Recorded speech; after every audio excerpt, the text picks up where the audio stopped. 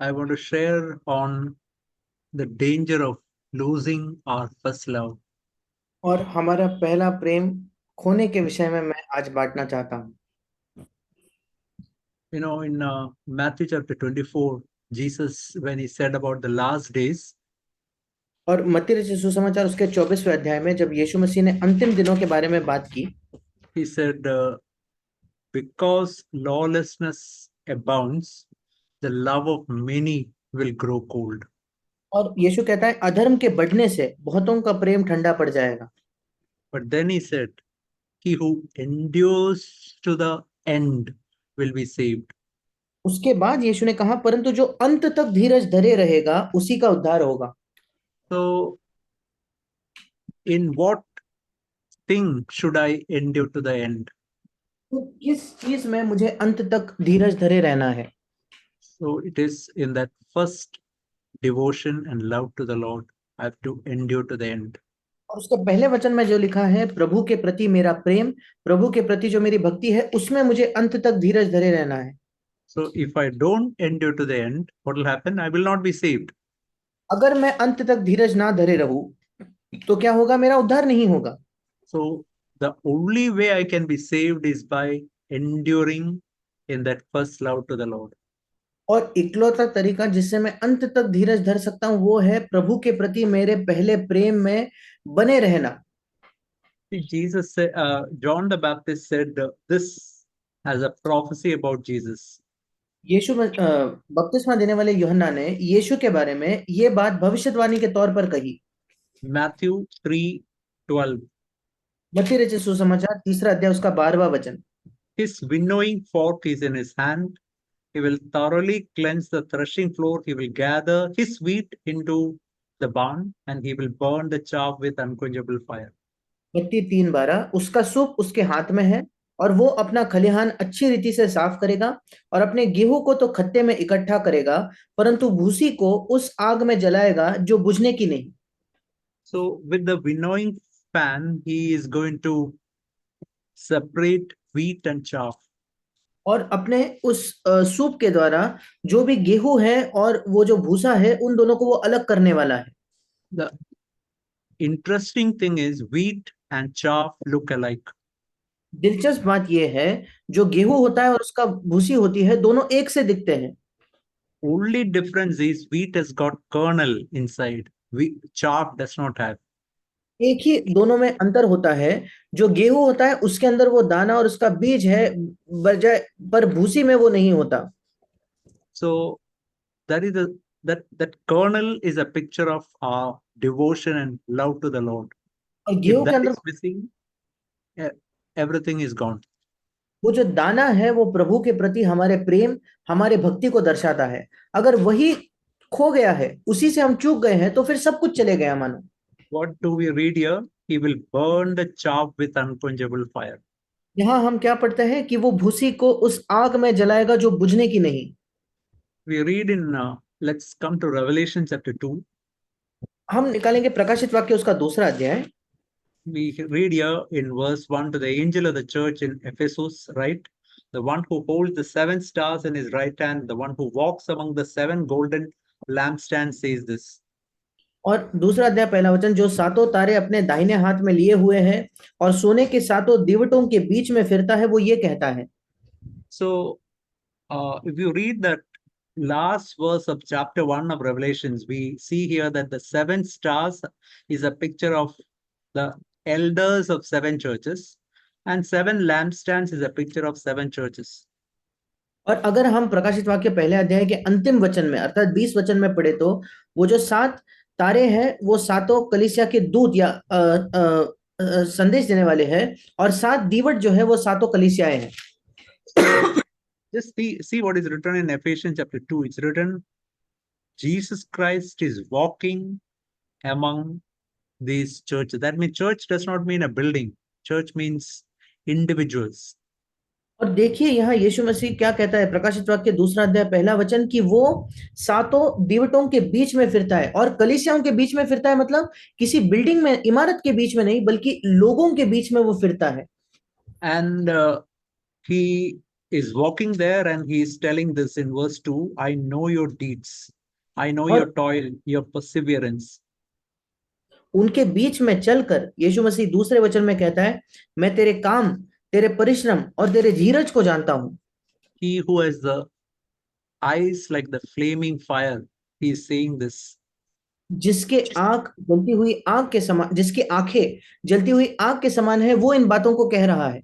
You cannot, I know that you cannot endure evil men. You have put to test those who call themselves apostles and they are not. You found them to be false. You have perseverance, verse 3, and endured for my name's sake and have not grown weary. दूसरा और तीसरा वचन, मैं ये भी जानता हूं कि तू बुरे लोगों को देख नहीं सकता, और जो अपने आप को प्रेरित कहते हैं और है नहीं, उन्हें तूने परख कर झूठा पाया। तू धीरज धरता है और मेरे नाम के लिए दुख उठाते उठाते थका नहीं। See, all these are, some of them are very good qualities found in the elder in that Ephesus church. इनमें से कुछ बहुत ही अच्छे गुण हैं जो उस अगुए में, इफिसुस कलीसिया के अगुए में पाए जाते हैं। But then he says in verse 4, but the most important thing you have left out. पर फिर चौथे वचन में प्रभु कहता है, सबसे मुख्य बात है जिससे तू चूक गया है। See, the most important part in a wheat is its kernel. If that is gone, see, the outer shell is of no use. All the other things, deeds, toil, perseverance, and all the other things that person is doing, his ministry and everything is just that outer shell. But kernel is not inside, it's of no use. गेहूं का सबसे मुख्य भाग होता है उसका दाना। अगर दाना ही नहीं तो फिर बाहर के उस भूसे का कोई कोई मतलब नहीं बनता। उसी के जैसे उसके काम, उसका परिश्रम, उसके धीरज, ये अन्य बातें उसके बाहरी उस भूसे के समान है। उसकी सेवकाई ये तो बाहरी सतह पर है, पर वो दाना उसने खो चुका है। See, this is what I have to ask in my life. Have I lost this first love? The most important thing in my life. और यही प्रश्न मुझे अपने आप से पूछना है, क्या मैं उस पहले प्रेम को खो चुका हूं? क्या सबसे महत्वपूर्ण चीज मेरे जीवन की? Now he's telling, now I'm going to tell you how to regain that first love. और अब प्रभु कहता है, अब वो बताने वाला है कि कैसे उस पहले खोए हुए प्रेम को वापस हासिल किया जा सकता है। Please remember that we cannot by our own effort bring back that first love. बात को याद रखिए कि हम अपने परिश्रमों के द्वारा उस पहले प्रेम को वापस नहीं ला सकते। He's saying in verse 5, remember three things he's saying. First of all, remember from where you have fallen. पांचवा Second, repent. Third, do the first deeds. और पांचवें वचन में वो तीन बातें कहता है। सबसे पहले वो कहता है, इसलिए स्मरण कर कि तू कहां से गिरा है। दूसरा, मन फिरा। और तीसरा, पहले के समान काम कर। See, it's important in our own life. Just like a referee blows the whistle in a football game and a foul is committed, we have to ask ourselves, has the Lord blown whistle when I committed any foul? And am I trying to play the game, trying to continue on with the game? और हमारे जीवन में भी हमें ये जांचने की जरूरत है, बिल्कुल जैसे जब वो रेफरी वो सीटी बजाता है तो वो गेम, खेल वही रुक जाता है। हमें भी अपने जीवन में पीछे मुड़कर देखने की जरूरत है, क्या प्रभु ने कहीं वो सीटी बजाई है क्या, और क्या मैं उस गेम को, उस खेल को उस नियमों के अनुसार खेल रहा हूं क्या।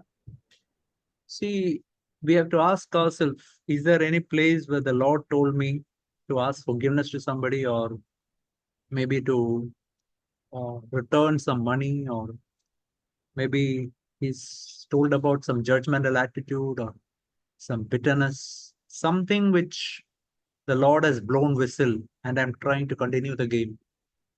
और मुझे अपने जीवन में जांच कर देखने की जरूरत है, पीछे मुड़कर, क्या कहीं प्रभु ने मुझे किसी से माफी मांगने के लिए कही थी क्या? क्या प्रभु ने मुझे कोई पैसा लौटाने के लिए कहा था क्या? क्या प्रभु ने मुझे किसी व्यक्ति के प्रति मैं उसका न्याय करने वाला मेरा रवैया है ये दिखाया था क्या? किसी व्यक्ति के प्रति किसी कड़वाहट को बताया था क्या? और इन चीजों को बताने के बावजूद क्या मैं खेल में आज भी जारी रहा हूं, आज भी आगे बढ़ रहा हूं क्या? See, the Lord is telling, repent. Repent means complete turnabout from that. और प्रभु कह रहा है, मन फिराओ। मन फिराओ का मतलब है पूर्ण तौर पर उससे पीछे मुड़ो। I believe that whenever we go to the presence of the Lord and ask the Lord, please speak to me, I know the innumerable situations Lord has shown. That word you have spoken, repent of that. Or that attitude you have got to your wife, repent of that. That attitude you have got towards another brother, repent of that. When I repent, I can come back to that first love. जब भी हम प्रभु के पास आते हैं, मैं अपने जीवन में ऐसे कई कई बार मैंने देखा है कि मैं प्रभु के पास जाता हूं तो प्रभु तुरंत मुझे कहता है, वो शब्द जो तुमने कहा था उससे मन फिराओ, वो जो रवैया तुम्हारा उस अपने पत्नी की तरफ था, जो विचार उस भाई की तरफ था, उससे मन फिराओ। और मैं जैसे ही मन फिराता हूं, मैं फिर एक बार अपने पहले प्रेम को लौट कर आ सकता हूं। Here we see after that, do the first deeds. उसके आगे देखते हैं हम, ऐसा लिखा है कि पहले से काम करो। That means the first deeds were done out of love and devotion to the Lord. Now we can do many deeds, many ministries, many things, many good things also. But before God, all of them are dead works because that first love is gone. और फिर लिखा है पहले के समान काम कर। पहले जो हम काम करते थे वो उस प्रेम के द्वारा था। आज हम कई कई कई काम प्रभु के लिए कर रहे हैं, पर वो मरे हुए कामों के समान है, क्योंकि वो पहला सा प्रेम हम प्रभु के लिए खो चुके हैं। And here the Lord is telling him, if you are not going to repent, if you are not going to do that first deeds, I am coming to you. I will remove the lampstand out of its place unless you repent. और फिर प्रभु कह रहा है छठे वचन में, नहीं, उसी पांचवें वचन में, यदि तू मन न फिराएगा तो मैं तेरे पास आकर तेरी दीवट को उसके स्थान से हटा दूंगा। That means all the other works, they are dead works. All the works that I've done, I can think of the ministries I've done, or the Bible reading, going to church, sacrifice I've done. Everything is a dead work when that first love is gone. इसका मतलब वो सारी बातें जो मैंने की है, मैंने शायद कलीसिया में गया हूँ, बाइबल पढ़ा है, जो भी मैंने किया है वो सारे काम मरे हुए काम है, क्योंकि वो पहला प्रेम चला गया है। See, the other day, I know my daughter's marriage was in the month of May, and almost 100 people have given envelopes containing money. और मेरे बेटी का जो विवाह था वो मई के महीने में हुआ, और लगभग 100 लोगों ने लिफाफे दिए जिनमें पैसा था। See, I've opened all the envelopes, sent the money to her, मैंने सारे लिफाफे खोलकर वो पैसा उसे भेज दिया, and all the envelopes were put in a plastic bag.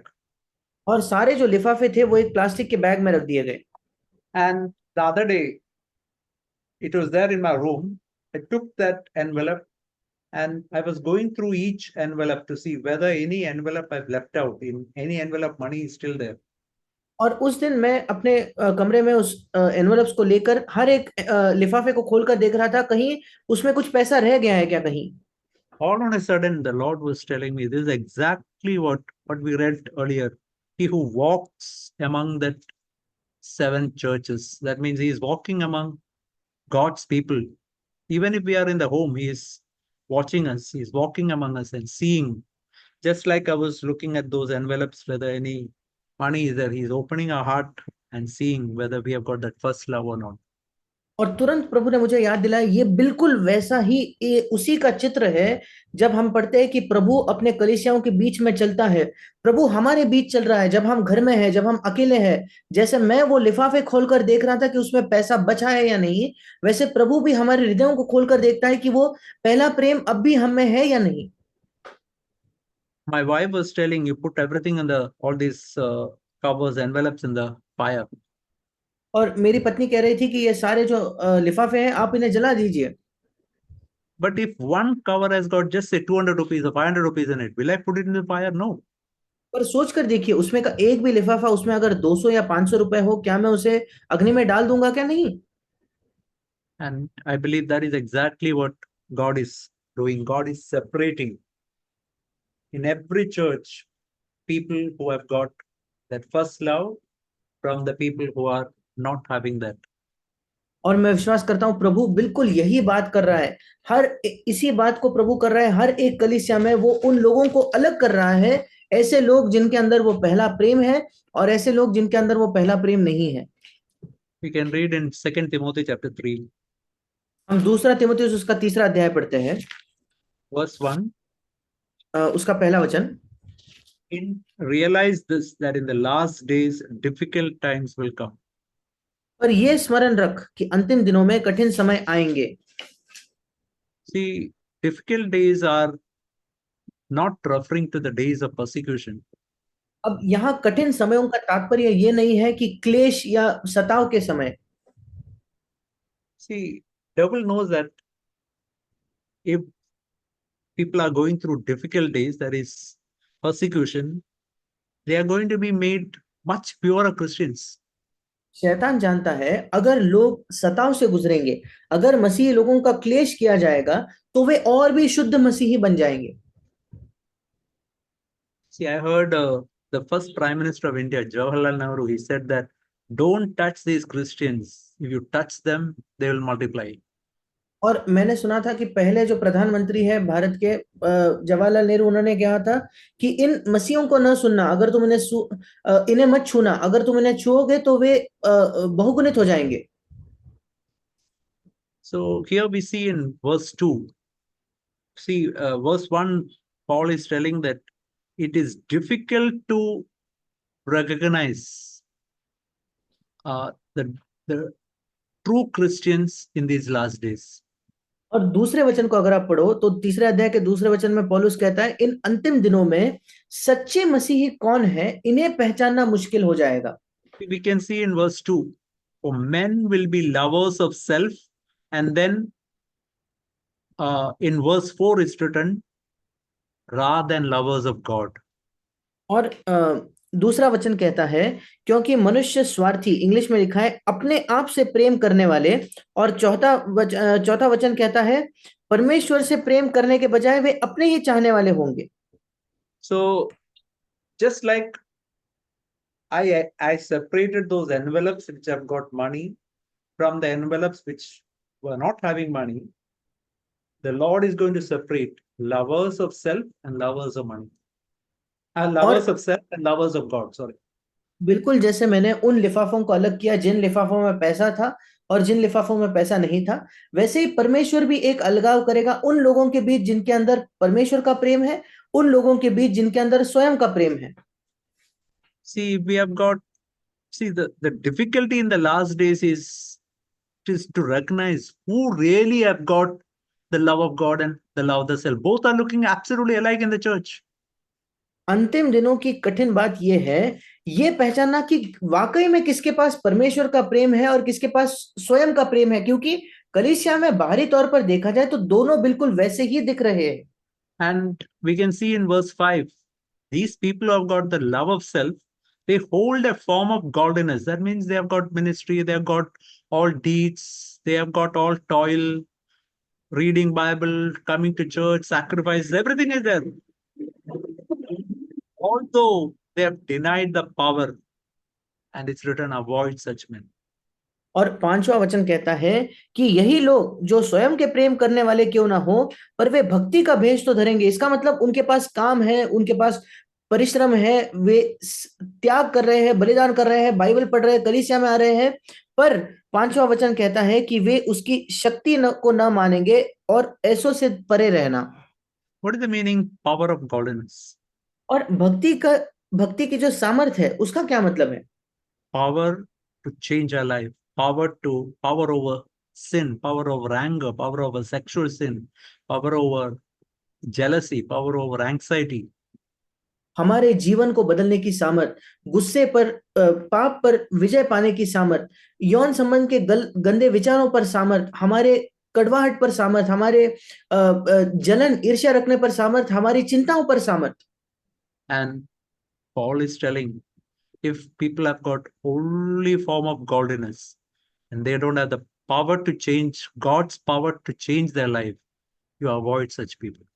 और पौलुस कहता है अगर लोगों के पास केवल भक्ति का भेष है और उनके पास परमेश्वर की सामर्थ नहीं है जो उनके जीवन को बदल सकती है, ऐसे लोगों से परे रहना, उनसे दूर रहना। See, if you see into this verse 2, what is written is, Men are going to be lovers of self, and the different qualities of love of self is what is written here. अगर आप दूसरे वचन को ध्यान से पढ़ो तो वहां लिखा है मनुष्य स्वयं के प्रेम करने वाले, स्वयं को चाहने वाले, या हिंदी में स्वार्थी लिखा है, और फिर खुद से प्रेम करने वाले के व्यक्ति के अलग अलग गुण यहाँ लिखे गए हैं। Let's see some of the qualities of these lovers of self. और आइए जो अपने आप से प्रेम करने वाले हैं, उनके कुछ गुण उनको हम देखेंगे। First of all, lovers of money. सबसे पहले पैसे से प्रेम करने वाले। The Bible never says money is the root of all evil. Bible says love of money is the root of all evil. Bible हमें कभी भी ये नहीं बताता कि पैसा सब बुराई का जड़ है, बल्कि पैसे का प्रेम सब बुराई का जड़ है, ऐसा बाइबल बताता है। I want to show you 1 Timothy chapter 6. मैं आपको दिखाना चाहता हूँ पहला तीमुथियुस उसका 6वां अध्याय, Verse 9 and 10, there are 3 phrases written here. उसका 9 और 10वां वचन, यहाँ 3 अलग अलग बातें लिखी गई हैं। First of all, you can see here those who want to get rich. Just think of that phrase. Not those who have riches, but those who want to get riches. सबसे पहले देखिए क्या लिखा है, 9वां वचन, पर जो धनी होना चाहता है। ध्यान से देखिए, ऐसा नहीं लिखा कि जिन लोगों के पास धन है, जो लोग धनवान है, बल्कि जो लोग धनी होना चाहते हैं। My dear brothers and sisters, are we anytime sitting and thinking, I wish I had got this much money. I wish this much money is there in the bank account. See, want to get rich. और मेरे भाई और बहनों, क्या कभी हमने बैठकर ऐसा सोचा है, मैं सोच आशा करता हूं काश मेरे पास इतना पैसा होता, काश मेरे बैंक के खाते में आज इतना पैसा होता, मतलब पैसा, धनवान होने की चाहत रखना। And what is written here? They fall into temptation, snare, many foolish and harmful desire, which plunge men into ruin and destruction. और फिर क्या लिखा है ऐसे लोगों के विषय में, वे ऐसी परीक्षा और फंदे और बहुत सी व्यर्थ और हानिकारक लालसाओं में फंसते हैं, जो मनुष्यों को बिगाड़ देती है और विनाश के समुद्र में डुबा देती है। Okay, now you see the second phrase, verse 10. Love of money. Not money is the root, but love of money is the root of all evil.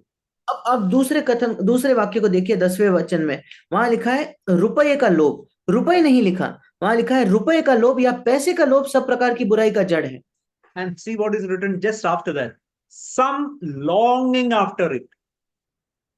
और फिर उसके अगले भाग में क्या लिखा है देखिए, जिसे प्राप्त करने का प्रयत्न करते हुए, इंग्लिश में लिखा है ऐसे कुछ जो उसकी लालसा करते हुए, They have wandered away from faith and they have pierced themselves with many sorrows. फिर लिखा है कि बहुतों ने विश्वास से भटककर अपने आप को नाना प्रकार के दुखों से छलनी बना लिया है। My dear brothers and sisters, this is an extremely dangerous thing in each of our life. मेरे प्रिय भाई और बहनों, ये बहुत ही बड़ी खतरे से भरी बात है हम में से प्रत्येक के जीवन में। We can never say I'm free from the love of money. It's a deeply rooted thing. We have to fight it all the time in our life. हम में से कोई कभी नहीं कह सकता कि हम पैसे के प्रेम से मुक्त हैं। वो एक बहुत गहरी चीज है, हम में से हर एक को निरंतर अपने जीवन में उससे लड़ना है। Let's see another phrase here. I'm not going to go through everything. Just see another sort of lovers of self. और यहाँ देखिए एक और बात लिखी है, मैं सब बातों को नहीं पढ़ने वाला, पर यहाँ एक और स्वयं से प्रेम करने वालों का एक और गुण लिखा है। It's written malicious gossips. और लिखा है निंदक। I don't know how it is in Hindi. In NASB it is written, the word malicious came from a Greek word which is diabolic. और इंग्लिश में केवल निंदा करने वाला नहीं लिखा है, बल्कि दुर्भावनापूर्ण या बहुत ही दुष्ट भावना के साथ निंदा करने वाला, और जो यूनानी शब्द है वो है मानो बिल्कुल शैतान की तरह जो निंदा करता है। So it's written of those who are having the characteristics of the devil, diabolic gossips. That means when I gossip, I truly become a small devil. और यहाँ लिखा है कि जिनके अंदर उस शैतान का गुण है, शैतान का वो गुण है निंदा करने का, पीठ पीछे चुगली करने का। इसका मतलब जब मैं चुगली करता हूँ, निंदा करता हूँ, तब तो मैं एक छोटे शैतान के समान बन गया हूँ। See, there are only two ministries. One is the ministry of intercession, the other ministry of accusation. We are in either of these two ministries all the time. केवल दो ही सेवकाइयां हैं। एक सेवकाई है मध्यस्थी करने की सेवकाई, दूसरी है दोष लगाने की सेवकाई, और हम इसमें से किसी एक ही सेवकाई का हिस्सा बन सकते हैं। The Bible says that Titus 3:2, say evil of no man. और तीतुस की पत्री उसका 3रा अध्याय 2रा वचन हमें कहता है, किसी को बदनाम न करे। इंग्लिश में लिखा है, किसी मनुष्य की बुराई ना करे। You know, one of the best pastime in any workplace is to tell evil of the third person. आप Third जानते हो, person who is not present there. आप जानते हो किसी भी काम की जगह, किसी भी दफ्तर का सबसे अच्छा समय बिताने का जरिया क्या है? वहां अनुपस्थित व्यक्ति के बारे में बुराई करना।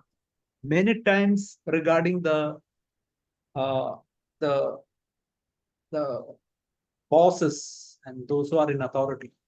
कई बार विशेषकर जो बॉस होते हैं, उनके ऊपर अधिकार में होते हैं, उनकी बुराई करना। I know when I was working, this was a real temptation for me.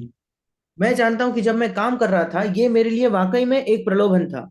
See, many times, in my teaching profession, certain leisure periods are there when I sit in the staff room. This is a big problem. So many times I used to go to the library and just sit there.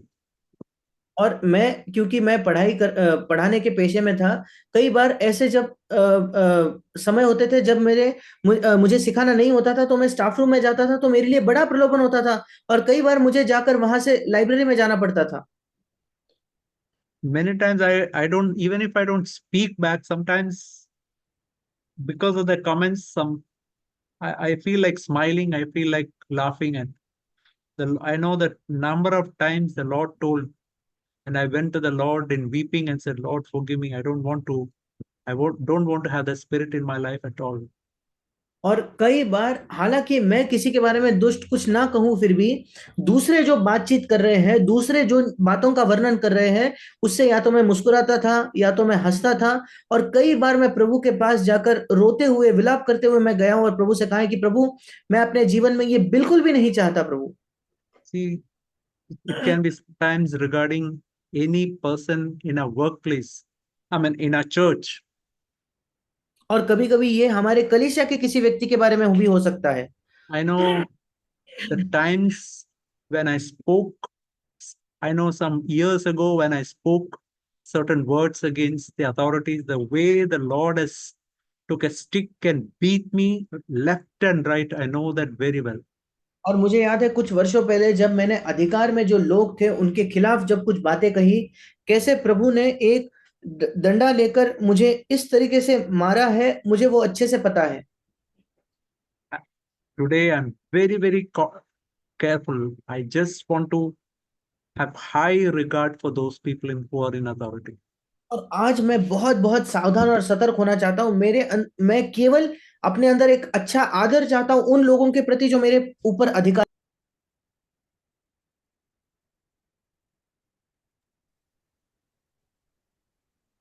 Hello. Yes uncle. Yeah. See, another thing that is written here is unthankfulness. और फिर यहाँ लिखा है कृतज्ञ होना या धन्यवाद न देना। See, it's written ungrateful, unloving, etc. Things like that is written. और ऐसा लिखा है कि कृतज्ञ, प्रेम न करने वाले।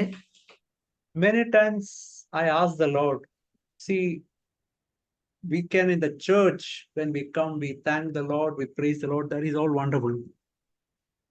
कई बार मैंने प्रभु से पूछा है, देखिए जब हम कलीसिया में आते हैं, हम प्रभु को धन्यवाद देते हैं, उसकी स्तुति करते हैं, ये सब तो अद्भुत है। But the question that I have to ask is, am I thankful to the Lord in daily life? Whether a grateful spirit is there for all that the Lord has done for me.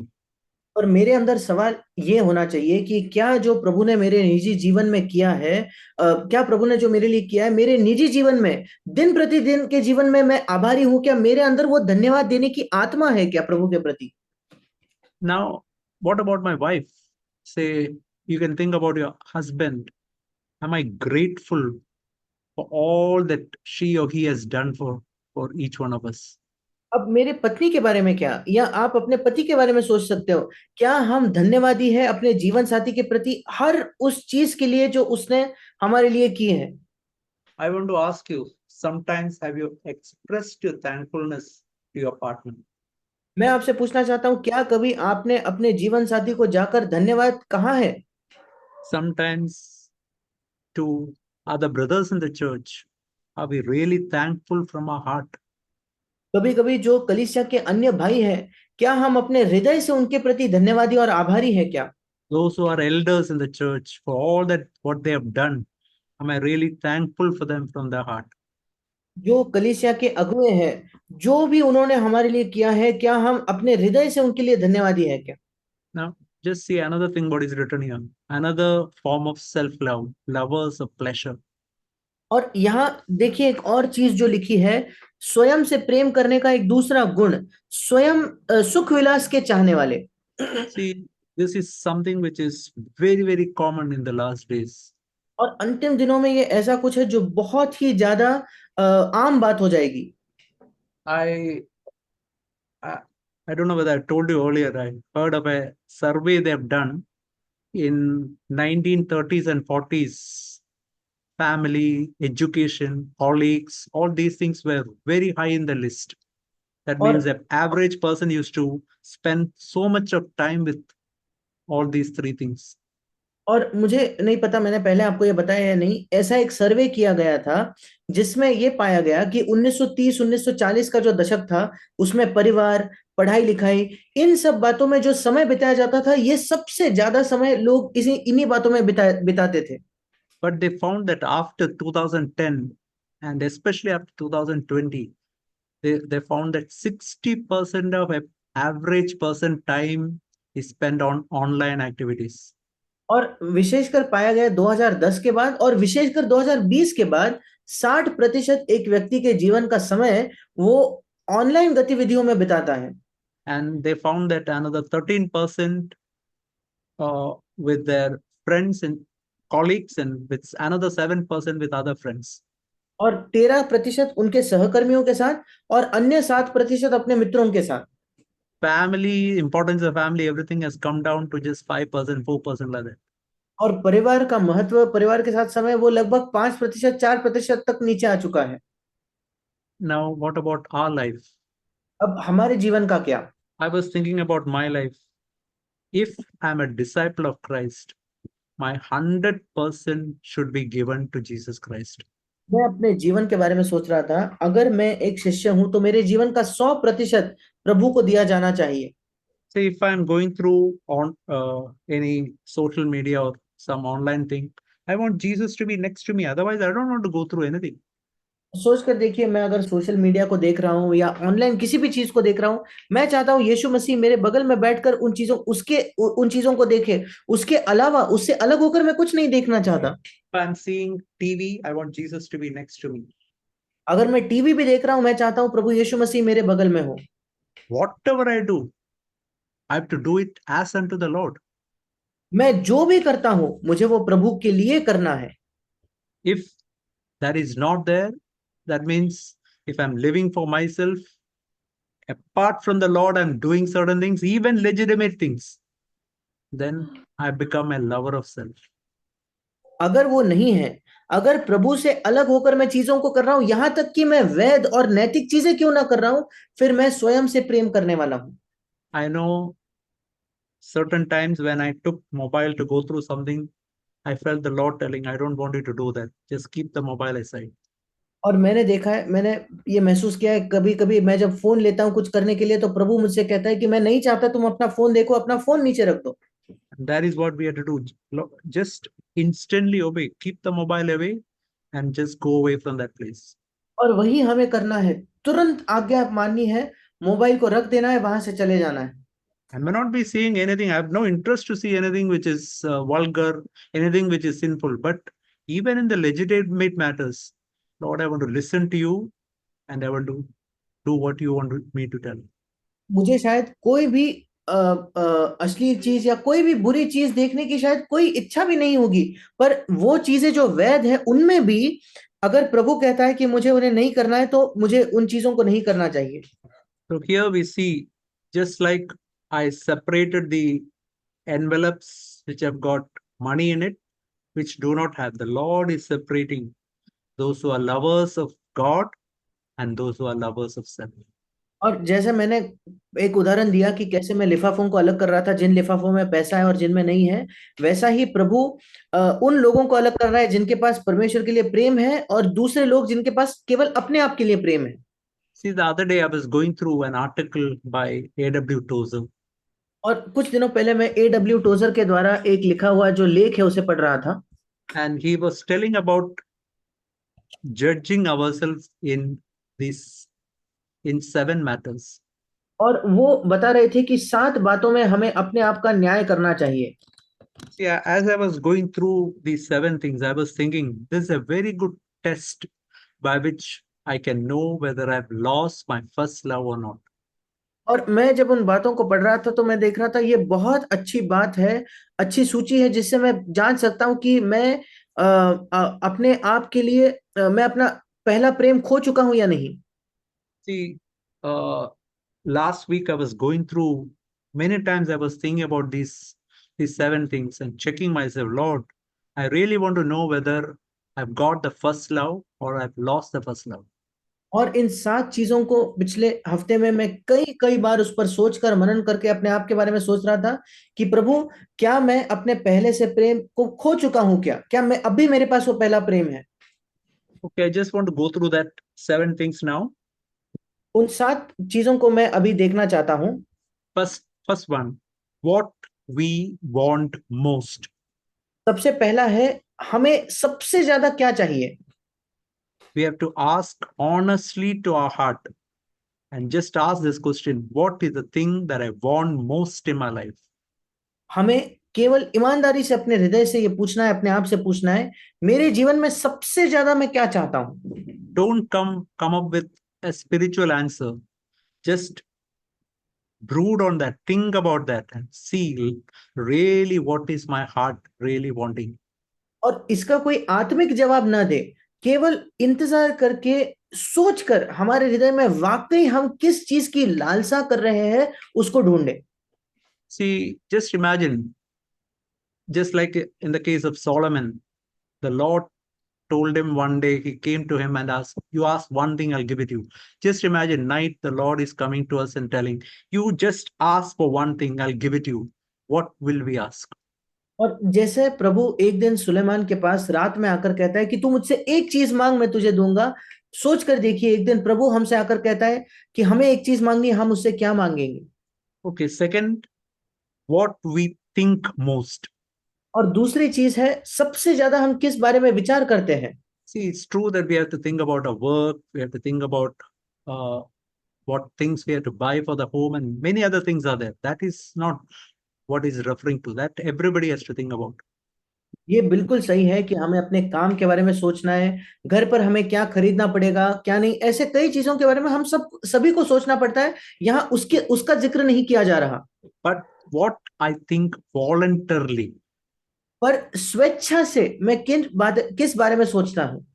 See, Bible says, where your thoughts are, there your heart also will be. और Bible हमें कहता है कि जहां हमारा धन है वही हमारा मन भी होगा। No, I've just changed slightly. Actually, what is written is, where your treasure is, there your heart also will be. और जैसे लिखा है कि जहां तेरा धन है वहां तेरा मन होगा। That means where is our thoughts all the time revolving, that is our treasure.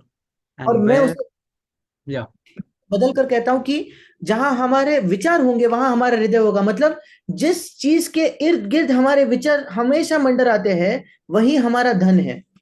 okay. Third thing is how we use our money. और तीसरी बात है, हम अपने पैसे का इस्तेमाल कैसे करते हैं। It's true that we have to pay our income tax, we have to pay the money for the necessities, vegetables and grocery items. All these are true. ये बिल्कुल सही है कि हमें अपने कर चुकाने पड़ते हैं, हमारे घर पर सब्जी खरीदना या जो दिन प्रतिदिन की जरूरतें हैं उन चीज को खरीदना पड़ता है, वो सब सही है।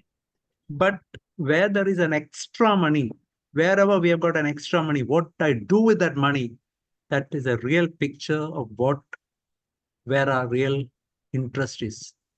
पर जब हमारे पास कुछ ज्यादा पैसा बच जाता है, उस पैसे के साथ हम क्या करते हैं, वो हमें बहुत कुछ बता सकता है। Now, fourth thing, what do we love? What do we do with our uh, what do we love to do with our leisure time? और चौथी बात जो है, हमारे पास जो खाली समय बचता है, आराम का जो हमारा समय होता है, उसके साथ हमें क्या करना बहुत पसंद है। So when I'm having a leisure time, what am I really thinking? What am I really doing? जब मेरे पास कुछ खाली समय है, तो किस बारे में मैं सोचता हूँ, क्या मैं कर रहा हूँ। Yes, Psalmist said, "One thing I desire, that I will seek. I may dwell in the house of the Lord all the days of my life, and look at the beauty of the Lord and meditate in His temple." और जैसे भजनकार ने कहा था, एक चीज है जो मैंने चाही है, जिसकी मैंने चाहत रखी है, कि मैं प्रभु के मंदिर में रहकर उसके सुंदरता पर मनन करूं। And fifth thing, the company we enjoy. और पांचवी चीज जो है, कौन से लोगों के साथ रहना हमें पसंद है। Sixth thing is who and what we admire. और छठी बात है, कौन और किसे हम बहुत ज्यादा बड़ा समझते हैं, या किसे हम ज्यादा, जिसकी अपने मन में हम उसे ऊंचा समझते हैं। Who are the real heroes of our life? हमारे जीवन में जो वाकई में हमारे हीरोज कौन है। And what the last thing is, seventh thing is what we laugh at. और सातवीं चीज है, किस चीज के बारे में हम हंसते हैं। See, when I tell all these things, sometimes you may think, oh, all this, when it's a burden to think about, see, in the leisure time to think about the Lord, or read the Bible, or, I mean, you may be thinking like that. Is it? I don't know how you're thinking. It's possible that you may be thinking like that. अब हो सकता है जब मैं ये 7 बातों की जिक्र करता हूं, तो आप सोच रहे होंगे कि ये कितना बड़ा बोझ है कि मेरे खाली समय में भी मैं प्रभु के बारे में सोचूं। मैं नहीं जानता आप कैसे सोचते हो, पर हो सकता है कि आप इस तरीके से इस चीज को देखते हो। But I was thinking, just imagine a boy and a girl are in love with each other. They are absolutely captivated with each other. और सोच कर देखिए, एक लड़का और लड़की अगर एक दूसरे से प्रेम करते हैं, और बिल्कुल उनके हृदय एक दूसरे में मग्न है, तो Now, just ask these 7 questions to them. अब इन 7 सवालों को उनसे पूछ कर देखिए। Just imagine we are asking, what do you want most? The girl or boy may say, I just want to spend time with that person. That is the thing that I love most. और उस लड़के या लड़की से पूछकर देखिए कि कौन सी चीज तुम्हें सबसे ज्यादा चाहिए, तो वो कहेंगे कि मैं सबसे ज्यादा उस व्यक्ति के साथ समय बिताना चाहता हूं, क्योंकि सबसे ज्यादा मैं उसी व्यक्ति से प्रेम करता हूं। Is it an effort to think about that person? No, not at all. It's pleasure and joy. क्या बहुत मेहनत है क्या उस व्यक्ति के बारे में सोचने में? बिल्कुल नहीं, मेरे लिए तो आनंद की बात है, बहुत सुख, मुझे बहुत आनंद मिलता है सोचकर। What do you do with your leisure time? I'm just daydreaming about that person, or maybe thinking about the marriage and imagining and joyfully thinking about all these things, how I'm going to spend time and all these things. और आप अपने खाली समय में क्या करते हो? तो वो कहेंगे, नहीं, अपने खाली समय में मैं तो केवल उसी व्यक्ति के बारे में सोचता हूँ, या मैं विवाह की कल्पना कर रहा हूँ कि उस व्यक्ति के साथ कैसे समय बिताऊं। इन्हीं बातों के बारे में मैं खाली समय में सोचता हूँ। Whose company you admire, who enjoy. I just want to be with that lover. और किस व्यक्ति के साथ रहना तुम्हें पसंद है, किस व्यक्ति के साथ समय बिताना चाहते हो, तो यही उत्तर होगा कि नहीं, मैं केवल उस प्रेमी के साथ समय बिताना चाहता हूँ। Maybe a person might have spent 1 hour, 2 hours with that person. It's just like 5 minutes or 10 minutes. और शायद उस व्यक्ति ने अपने प्रेमी के साथ 1 घंटा 2 घंटा बिताया होगा, पर उसके लिए वो केवल 5 या 10 मिनट के समान होंगे। Just imagine two earthly people. This can be true in the case of two earthly people. What about a creator? Are we, what is our attitude in our life to our creator? That's a very good picture to show us whether we have lost our first love or not. और सोच कर देखिए, अगर ये सच हो सकता है दो पृथ्वी पर प्रेम करने वाले लोगों के बीच, तो हमारे निर्माणकर्ता, हमारे सृजनहार का क्या? ये एक बहुत अच्छा चीज है, बहुत अच्छा प्रश्न है, जो हमें इसका उत्तर हमें ये बताएगा कि हम अपना पहला सा प्रेम खो चुके हैं या नहीं। We read in Matthew chapter 13, हम मत्ती रचित सुसमाचार उसके 13 अध्याय में पढ़ते हैं, we can see this verse 45 and 46. उसका 45 और 46 वचन। Here it's written, Kingdom of God is like a merchant seeking a pearl of tremendous price. He found a pearl of great price. He sold everything and bought that. With और joy over it, he sold everything and bought it. फिर स्वर्ग का राज्य एक व्यापारी के समान है जो अच्छे मोतियों की खोज में था। जब उसे एक बहुमूल्य मोती मिला तो उसने जाकर अपना सब कुछ बेच डाला और उसे मोल ले लिया। उस आनंद की वजह से उसने सब कुछ बेच डाला। Just think of that. We can also be in search of different pearls, maybe friendship, maybe social media. We can think that these are some pearls, but if you truly find that pearl of greatest price, which is Jesus Christ, the joy over it, we'll leave everything and we'll be searching and hunting after that pearl. और इसके बारे में सोचकर देखिए, हम भी शायद उन मोतियों के खोज में हो सकते हैं। शायद मित्रता एक मोती हो सकता है हमारे लिए, सोशल मीडिया पर समय बिताना एक मोती हो सकता है। पर अगर वाकई में आपको वो बहुमूल्य मोती जो यीशु मसीह है वो मिल जाए तो हम सब कुछ बेचकर उसे मोल ले लेंगे। I believe this is what we have to constantly pray to the Lord. Lord, Father, I want to see you in all its beauty. I want to see you truly. Your glory, I want to see. और हमें यही प्रार्थना करनी होगी कि पिता, मैं तुझे देखना चाहता हूं, तेरे पूरे सुंदरता में मैं तुझे देखना चाहता हूं। Lord, I'm a blind person. Open my eyes that I may truly see your beauty. प्रभु, मैं एक अंधा व्यक्ति हूं, मेरी आंखें खोल ताकि वाकई में मैं तेरे सुंदरता को देख पाऊं प्रभु। I was thinking, how can I increase in that first love to the Lord? और मैं सोच रहा था कि प्रभु के प्रति वो जो मेरा पहला प्रेम है उसमें मैं कैसे बढ़ सकता हूं। It is only as I come to the Lord constantly, again and again, spend time with Him, and as I meditate on Him, as और, as I'm captivated by Him, that is the और thing that can really change my life. और केवल जब मैं उसके साथ समय बिताता हूं, बार बार निरंतर उस पर मनन करता हूं, वही बात मुझे मोहित कर लेगी और वही बात मुझे अपने मेरे जीवन को बदल देगी। My dear brothers and sisters, I want to ask you whether you really value fellowship with the Lord. मेरे प्रिय भाई और बहनों, मैं आपसे पूछना चाहता हूं, क्या आप वाकई प्रभु के साथ संगति का मूल्य करते हो क्या? In His presence is fullness of joy. On उसके His right hand are pleasures forevermore. उसके उपस्थिति में आनंद की भरपूरी है, उसके दाहिने हाथ सुख विलास सर्वदा बने रहते हैं। As we are really taken up with Jesus, that is the thing that will change our total life completely. जब हम पूर्ण तौर पर यीशु मसीह में ही मोहित हो जाएंगे तो वो चीज है जो हमारे जीवन को पूर्ण तौर पर बदल देगी। Just like a boy and a girl are captivated by each other, we can be captivated by our Father.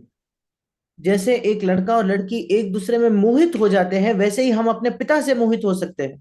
See, I want to, there's a poem which I just want to show you. Can you show that, brother? और एक poem है जो मैं आपको दिखाना चाहता हूं। Can just go through these words. With that, I want to end. Show me thy face, one transient gleam of loveliness divine.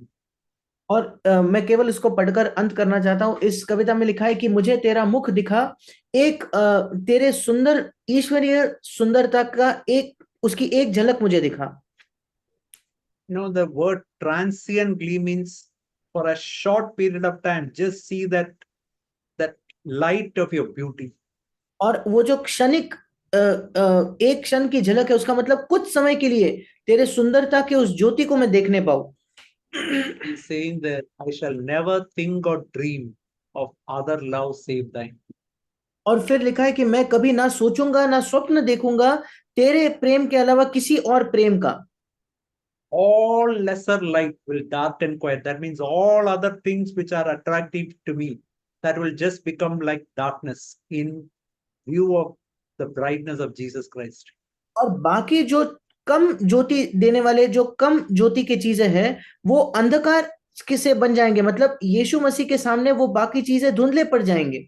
All lower glories wane, disappear. और सब जो कम मात्रा के जो गौरव है, जो महिमाएं है, वो गायब हो जाएंगे। The beautiful of earth will no longer be beautiful again. और ये जो पृथ्वी में जो भी सुंदर या सुंदरता मुझे दिखती है, वो फिर मुझे सुंदर ना लगेगा। Show me thy face, I shall forget the weary days of yore. और मुझे अपना मुख दिखा ताकि मैं अपने पुराने थके हुए जो दिन है उन्हें भूल जाऊं। The fretting ghost of vain regret shall haunt my soul no more. और वो जो व्यर्थ पछतावा करने के जो मानो भूत है, वो मेरे प्राण को नहीं सताएंगे। All doubts and fears of future years. That means can be anxieties, worries about the future, whatever it is, all quiet subside, all will just come, just go away from my life.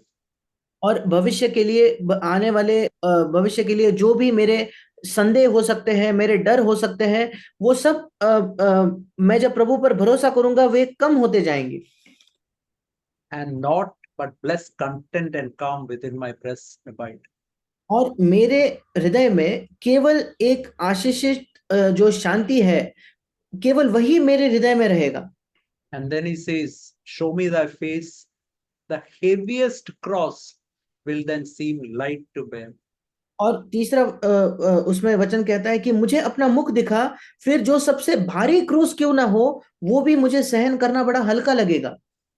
Just think of what that poem says, the heaviest cross, which we think is so difficult to bear. If you really see the face of Jesus, the beauty of Jesus, that will no longer be heavy for us. और सोचकर देखिए ये कविता हमें क्या बता रही है कि अगर हम वाकई में प्रभु के मुख को, यीशु के मुख को देखेंगे, तो कितना भी जो भारी क्रूस क्यों ना हो, जो हमें बड़ा भारी लगता होगा, वो उसे देखकर बहुत हल्का हो जाएगा। As somebody said, if you look at 11 o'clock, 12 o'clock to the sky, you can only see sun. See, there are innumerable stars, but none of them are visible in the light of that sun. जैसे किसी ने कहा है, अगर 11 या 12 बजे आप ऊपर स्वर्ग आकाश की ओर देखोगे, आपको केवल सूर्य दिखेगा। लाखों तारे तो है, पर सूरज की रोशनी में आपको एक भी तारा नहीं दिखाई पड़ेगा। Even in the early morning, as sun rises, all stars disappear. और सुबह बड़े भोर को भी जैसे ही सूरज उगता है, बाकी के तारे गायब होने लगते हैं। When can you see all the stars? When sun is not there in the darkness. आप अन्य तारों को कब देख पाते हो? अंधकार में, जब सूरज की रोशनी नहीं होती। If we are all the time seeing that difficulty, that problem, that person, this person, that is the clearest indication that sun has gone away from our life. Sun is जब no more in the horizon. जब आपको निरंतर दिख रहा है ये समस्या, वो व्यक्ति, फलाना व्यक्ति, ये सबसे साफ चिन्ह है जो दर्शाता है कि आपके जीवन में सूरज नहीं रहा, सूरज चले गया है। That means Jesus is not the first thing in our life. That Jesus, I'm turned away from Jesus. इसका मतलब यीशु मसीह मेरे जीवन में पहले स्थान पर नहीं है, मैं यीशु से पीछे मुड़ चुका हूं।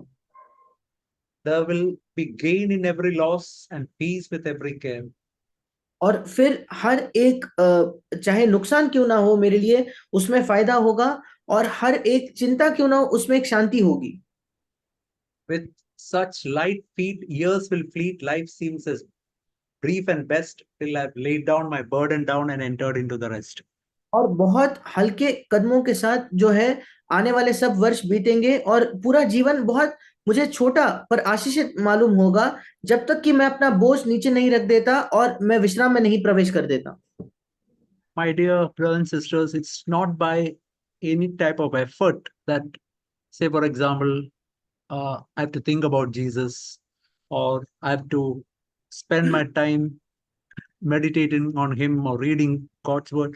It's when that the love relationship comes, all this becomes joyful and all this becomes our best pastime in our life.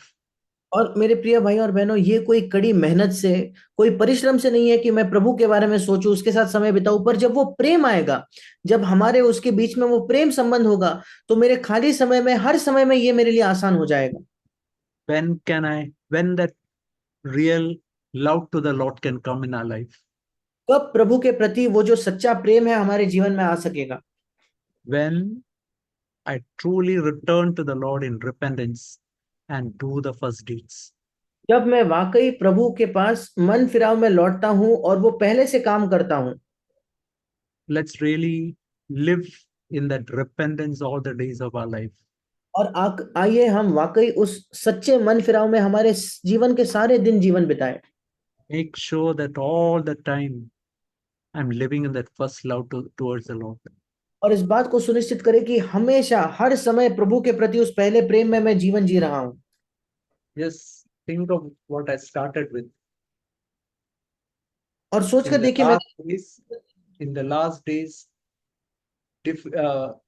because lawlessness abide, love of many will grow cold. अंत के दिनों में क्योंकि अधर्म बढ़ जाएगा तो कईयों का प्रेम ठंडा हो जाएगा, But he who endures in love to the end will be saved. पर जो अंत तक प्रेम में धीरज बनाए रखेगा उसी का उद्धार होगा। God wants us to continue in that first love till the end. परमेश्वर चाहता है कि उस पहले प्रेम में हम अंत तक बने रहे। May God bless us. That's what I desire. May God bless each one of us. और यही मेरी भी चाहत है, परमेश्वर हम में से हर एक को आशीषित करे।